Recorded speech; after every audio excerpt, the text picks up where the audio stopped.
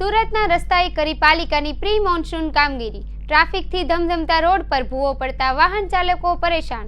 સુરતની ઓળખ bridge city તરીકે થાય છે, પરંતુ હાલમાં પાલિકાની નબળી પ્રી મોન્સૂન કામગીરીને કારણે અનેક ભૂવા પડી રહ્યા છે। તેથી સુરત હવે ભૂવા સિટી તરીકે ઓળખાય તો નવાઈ નહીં તેવી ચર્ચા લોકો કરી રહ્યા છે। સુરતમાં એક ભૂવો રિપેર નહીં થાય ત્યાં બીજો ભૂવો પડી રહ્યો છે।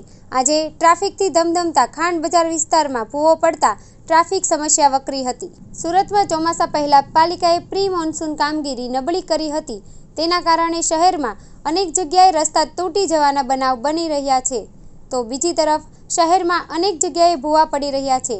અઠવા ઝોનના વેસુમાં ભૂવા પડ્યા બાદ શહેરમાં અનેક જગ્યાએ ભૂવા પડતા પાલિકાની કામગીરી સામે પ્રશ્નો થઈ રહ્યા છે।